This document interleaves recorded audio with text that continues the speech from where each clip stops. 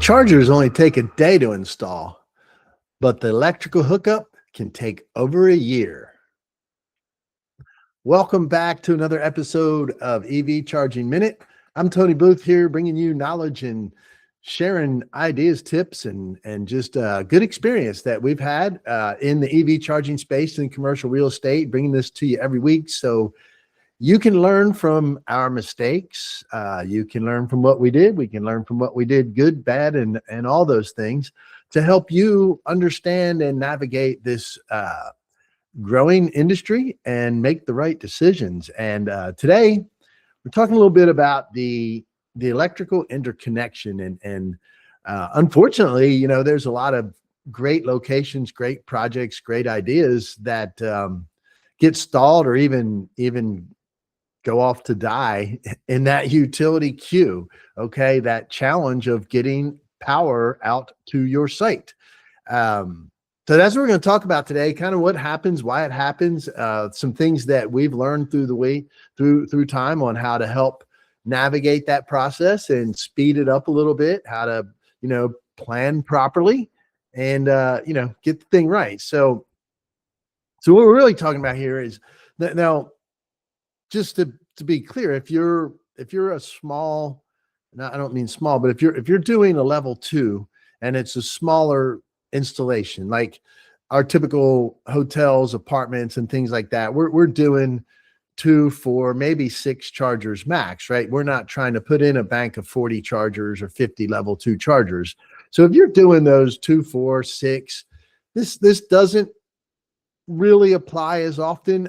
We have seen a couple places where we've had to get with the utility only, but it really wasn't a big grid upgrade. It was more of a transformer upgrade, which is much easier. Okay. If the grid has power at your property, but your transformer is maybe at capacity, upgrading the transformer to add some more demand is not as big as what really happens in these large deployments. So these are more of the DC fast charging side, which is going to get, you know, in certain areas, if you're highway kind of stuff, you know, this is a big play, good potential there. So that's where this really happens in those big chargers. When you look at the places where companies are putting in 4, 6, 8, 10 DC fast chargers, right? That's where this really can become a challenge. Is do we have these problems that are going to happen on the utility side? Now, what we're going to go through today, we're going to talk a little bit about what those common problems are, what the challenges are there, how you can help to solve those problems and kind of get ahead, get ahead of that line, right? Figure out how we're the favorite people there, and then managing the risk of the whole thing. So that's what we're going to cover today. I'm going to start just kind of identifying the challenge, because it's not like, you know, and a lot of times utility companies get some undue beating and stuff on them. I mean, you know, like any business, we all have, you know, everybody's got some things that they probably should get a hard time about, and sometimes they shouldn't. We do see a lot of times that the utilities, you know, sometimes can get a bad rap or get the wrong, you know, people putting the wrong pressure on them. But this is really, it's really about, it's more about something that was not foreseen or planned for.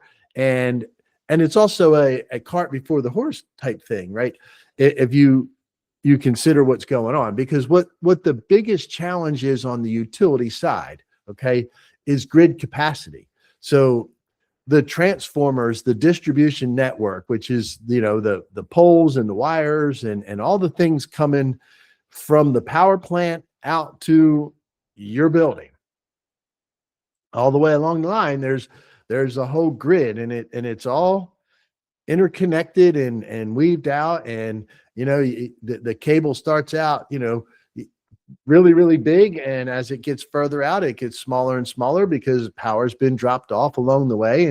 And you might be near the end of a piece of the grid where your capacity might be used up. And the question is, how far back do they have to go to get that capacity? And for some instances, it's, oh, we just got to go up the street here. There's a trunk line up there. There's a main artery up there that we can tap into. The lines that run from that artery down to your property are too small. So we've just got to upgrade that. Sometimes it could be, well, we got to go up to that street, catch there. And then we got to go up to another, 5 blocks away to catch another, connection. So it's almost like you can think of a highway system, right? Where you have a major highway with off ramps that get on to four lane roads or two, then down to 2 lane roads, down the 1 lane road, and down to maybe even like a dirt road, right? So you think about that whole thing as it gets further and further down, obviously you can't get as much traffic on it. And the same thing happens in that grid. The further we get down the grid, the less electrons they can push through that wiring and that service. So that's where the biggest challenge comes in, is figuring out if they have the capacity in that grid leg that you're on, and then if not, where would they get it from? And they have to plan this out. Like, they can't make the mistake of just giving it all to you and then realize like, oh, well, they've already had, the design of building it was for a certain amount of demand in an area. And if they, take and give you all that or a big chunk of that, what happens to the other properties around there that just need basic building service? So there's got to be a lot of planning done here. And that's what gets into a lot of this kind of common bottleneck and figuring all that out. So, so the first thing in it is grid capacity. Okay. What is out there? What can they get to your property? And what's left over once you come in with your big charging bank and you take this big chunk of power from them, what's left over?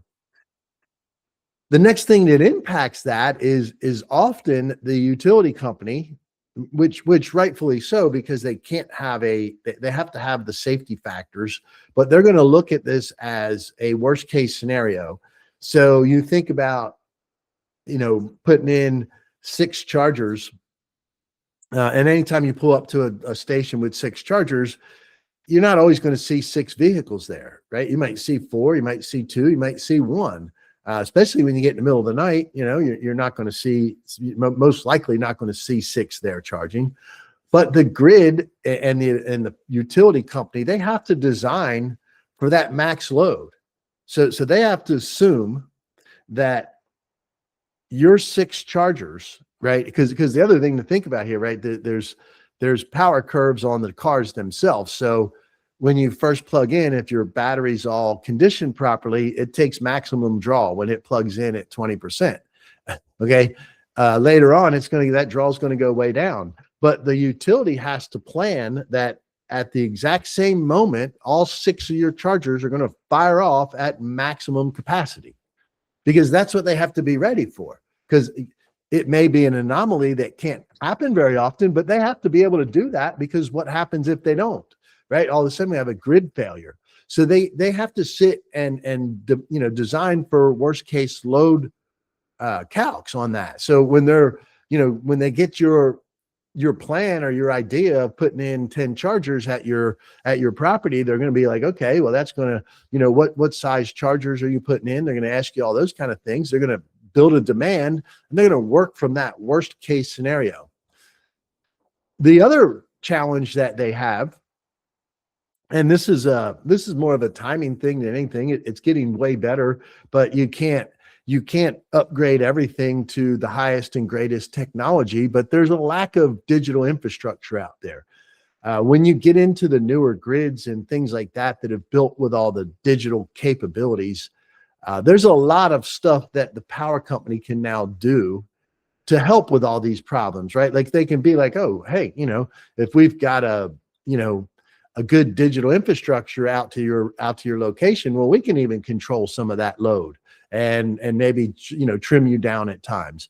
And we can also know exactly what the loads are, okay? Because they don't have a lot of that information to know every bit about the loads. I mean, they know a lot, but digital infrastructure will help that so much better. So it'll help them really control that demand and be able to do more. And it's coming. It just all takes time, right? So those are the biggest challenges that that you have to, just consider and think about. When you start thinking about putting DC fast chargers or EV chargers at your location, that's the problem you're presenting to the utility. And that's what they have to work through. So it's not something they can just do real quick. It's not, it is something they have to be very careful about and make sure it's planned properly. So it can take some time. So what we want to talk about today really is helping to solve that problem. How do we put ourselves in the right position with our utility partners and get there and be the ones that they like working with? So the first thing we recommend to everybody is engage with your partner, whoever you think that your EV charging partner is going to be.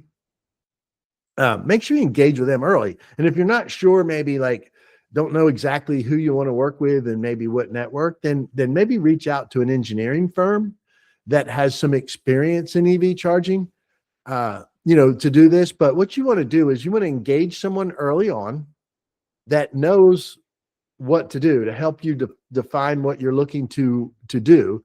And those partners will be able to do a little research for you as well.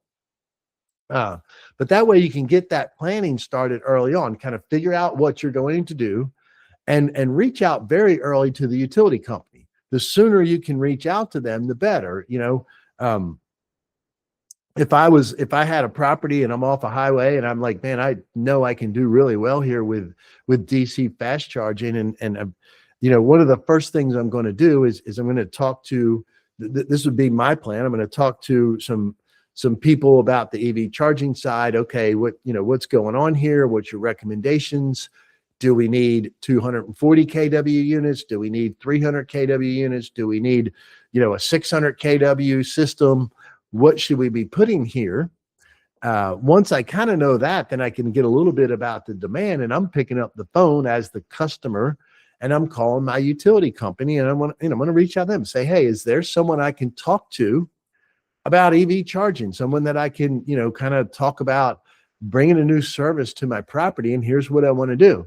Because they're going to know real quick, right? If you're in the right area, like, if you're what we see a lot of times, if you're in an area that's relatively newer in developing, chances are the grid might still be overbuilt enough that you can easily grab that capacity. But if you're in a more overbuilt area, that might be one of the first things they do is say, hey, we got to come out and do some reviews. And they might come back to you and say, man, there's just no way that without some serious upgrades to the system that we're going to provide you that much power.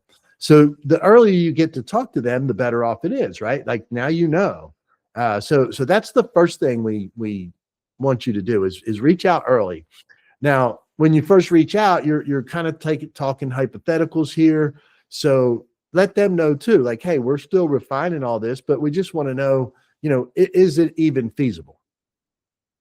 We had a project we were working on, about a year and a half ago, and really, really good spot that they really could have done well with what they wanted to do. But the first thing we told them was, hey, you need to talk to the power company. We need to reach out to the power company because you need 480 volt 3-phase power to do this. And, before they got started on anything, the first thing we did is called the power company and said, hey, here's where we're talking about. It's this meter. We want to put a new service entrance. Can you provide 3-phase power? And immediately they said, no, absolutely not. Closest 3-phase power was a mile away, and there was no way that they would do it. So, for free. Obviously they would do it in a minute if somebody wanted to pay them, but they, so we knew that one was, basically dead on arrival. We didn't have to bring a whole lot of detail yet to the power company because it was so easy and so easy to figure out that it was not feasible. Okay. So the next thing, so that's your first step, right? It's just to kind of reach out. It's reach out to the power company, don't have details for you yet. Just want to kind of know where we're at. Do you have 480 volt 3-phase power in my area? That's what sometimes we find that it's not really in the area. And so that's kind of one of the first things to do. The next thing that we want to, the next step is once they've kind of given you a preliminary, yeah, we do have three-phase power there. We do have, some capacity there. Obviously, we can't, fire up a huge manufacturing facility. Maybe don't know what they got there, but they can't tell you exactly what they have for you till you get to the next step, which is getting something in that they can look at. So in that instance, you want to provide some very detailed planning. Okay. So some schematic drawings of what you're trying to accomplish, right? And what we really recommend to everybody is show some expected load calcs, right? Like put a plan together. Like, what do you think these things are going to do? Like I said, if you had a 600, kW unit, a big cabinet unit with 4 dispensers, it can go up to 600 kW. Well, that's going to happen maybe if there's 4 people plugged in, okay, and all of those vehicles plugging in and taking max charge at the same time. So 2 things there. That's going to happen very rarely, if it does happen. And we can also cap that, right? Like we can have software to cap that.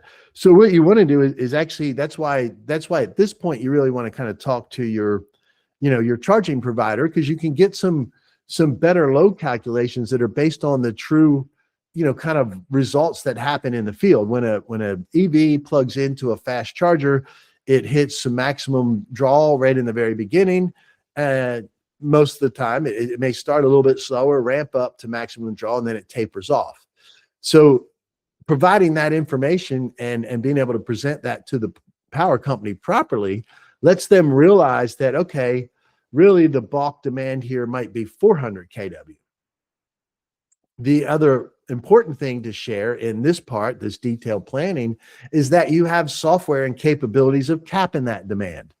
Because as we know, as I said, like a 600 kW unit is going to, like some of the ones that we've installed, they dispatch 400 kW to the ones that we've worked with, right? They dispatch a 400 kW to each dispenser and, have load sharing in there that goes back and forth.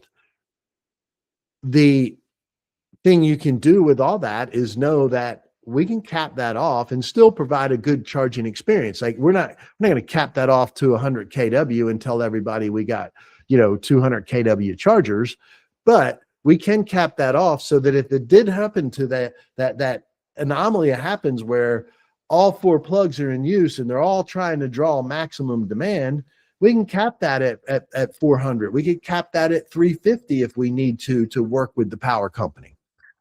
Even if we cap it at 400, right? Everybody's still getting 100 kW, which if you drive an EV, you know that most of the time when you're sitting at a fast charger, it doesn't take long before that thing to settle in somewhere between 80 and 140 kW anyway. So we're not adding that much time if we had to cap that way compared to not having a station at all, right? Or maybe having to go with 2 chargers. Because what you also realize is the only time we're capping that is when all 4 people are there demanding max charge, which is not very often. So that's one thing you want to make sure that you provide all that information up front when you're doing that planning. Okay. The other thing that we recommend is talk to them, especially if you're like a depot or you're trying to build a really big, charging destination, is talk to them about doing flexible connections or phased connections. Okay. Maybe they don't have the grid capacity and it's 2 miles away today to feed all 20 of your chargers, but maybe they have enough capacity today to do 10 chargers. So you build your infrastructure for the 20 chargers you want to build, get your 10 chargers installed in phase 1, let them start building their, upgrading their grid, which might take them 12 months, 18 months, 24 months, right? Let them upgrade their grid. to get you the capacity you want for phase 2. And then once that capacity is coming near, you build out the other 10 chargers. So there's ways to work with everybody to kind of bring this along. So think about that more in like a phased and flexible kind of working with them. So the more you work with them and talk with them, the easier this becomes. And then the other thing, and your service provider would most likely have done this anyway, and you might have done this actually in the very beginning. That first step is check on any programs they have. They might be running some make ready programs, things like that. When they do, they've often got some kind of planning. They got some stuff, some ideas of how to work through all this. And those are kind of the right people to talk to.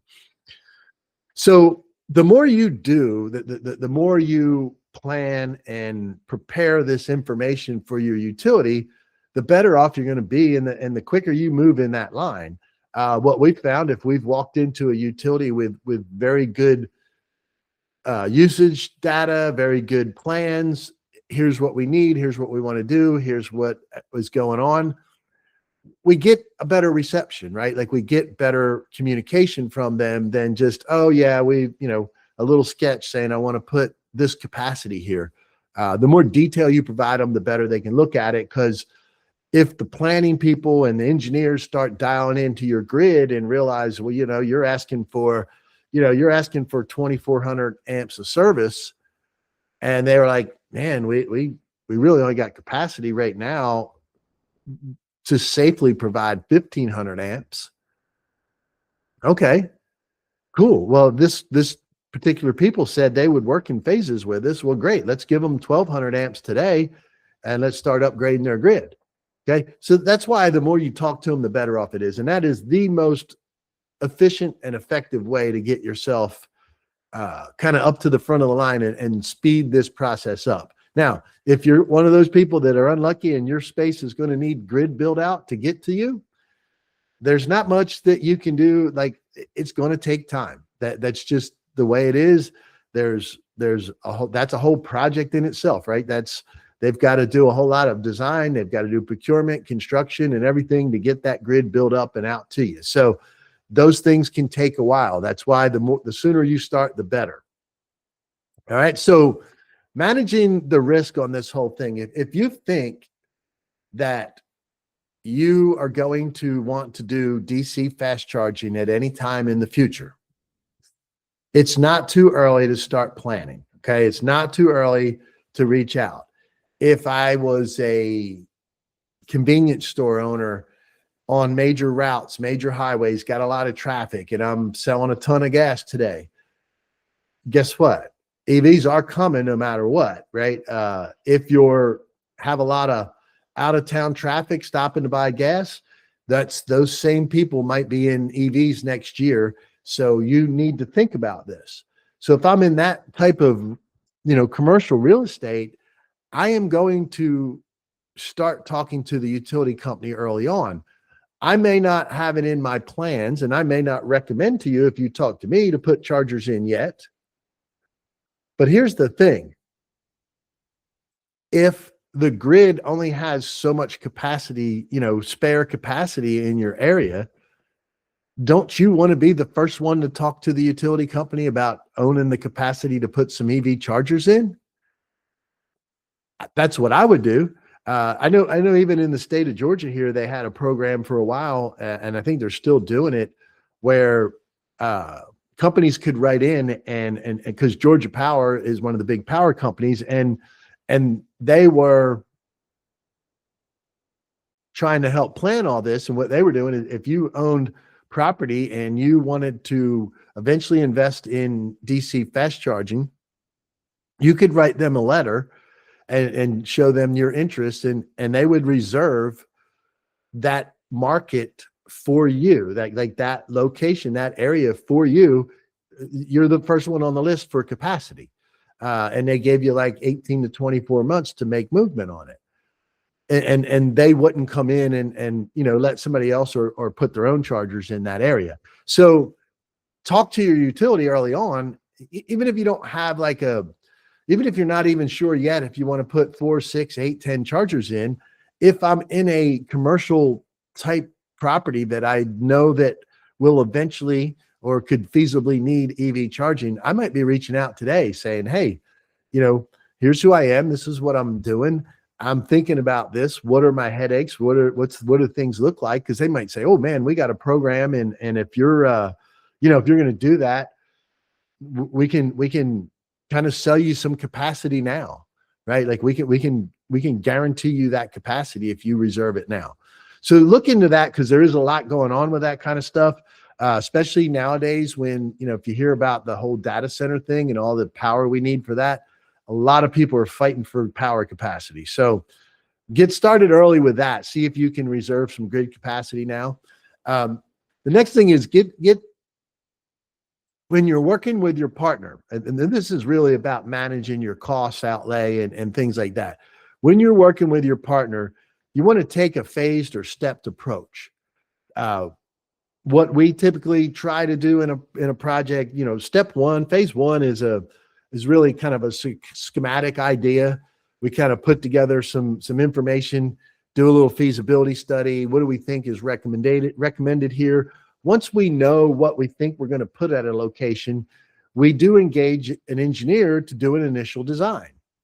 Not super complicated design. We're not getting into civil design. We're not getting into anything like that yet. It's really just a basic electrical one-line diagram and some information about our chargers and what we plan to install, because that initial design is enough for us to engage with the utility and say, hey, we're looking for a new service. Here's what we're going to do. If you talk to your utility, they got a whole form that you fill out when you're requesting a new service, and that's what this is all about. So you get enough design so that you can request and talk to them about that new service, so that we can figure out if we're even there. That way, if you run into a scenario where they say, no, there's no way we can put, we can do that, or it's going to take building, an additional piece of the grid, which we're going to charge you money for, right? So that's why you want to get that initial design into them, so that you can find out if there's costs coming back from them. And if there are costs coming back from them, how much are those costs? Once you finish with that, then you go back, so kind of the step for us is initial schematic idea, power company. Do you have 3-phase 480 volt power in the area? Are we gonna be able to get some? Yep. Okay, cool. Initial design. Here's what we want to do. Utility. Here's what a new service entrance would look like. Can you provide that? Yes, we can. Okay. Next step is let's get the civil drawings done. Let's get those next steps. Let's get into the local jurisdiction, the city, the county, state, whomever, and let's get some permitting, because we don't know exactly what those people are going to say. But if we've gotten through the initial and the utility says they can help us, they told us what it's going to cost us, rough idea. We know it's still a feasible project. So let's go to the city now. And the city may say, you're adding traffic, you're doing this and that. We want a bigger entrance. We want to change here. We want to change that. That could be a big deal that drives up the cost there. Right? All of a sudden, we're doing a whole lot of civil entrance work. You might have doubled the price of your system. So that's the next step, is get into the permitting office, find out what they're going to require. And if everything still makes sense after that, now okay, here's my basic design is all, kind of figured out. I've got a blessing from the utility company. I got a blessing from the permitting offices. Everything seems to be like we can do it. The budgets all make sense. Now we can finalize drawings and start going to work building our system, right? We start going back to everybody with finalized drawings and getting this stuff moving. But by doing it in that phased approach, you're not going out and completely designing something 100% of the way without getting those little checks along the way that you're going to be able to build it in the long run. And you're not buying equipment. I've seen so many people reach out because they procured equipment early on, and now it's sitting in a warehouse and they can't do anything with it because they found out they couldn't install it where they wanted it, and they're trying to resell it or something like that. So work in phases like that on your design stuff. Make sure your partner's doing that fairly for you. Then once you kind of get through all this and everything's going and you got construction going on, the grid's being brought in and your partners, your service providers getting all the work done, make sure you're talking to your utility company there, because now you're moving from construction into operations. Make sure you talk to them early, get your accounts set up, get all those things set up so that you're not waiting to flip the switch. All right. So the utility interconnect is often the biggest unknown in EV charging projects and can cause cost overruns and significant delays. So getting the right team and starting early can help you jump to the front of the line. That's it for today, everybody. Thanks again for choosing to spend a little time with us here and being part of the show. As always, please subscribe it, share it.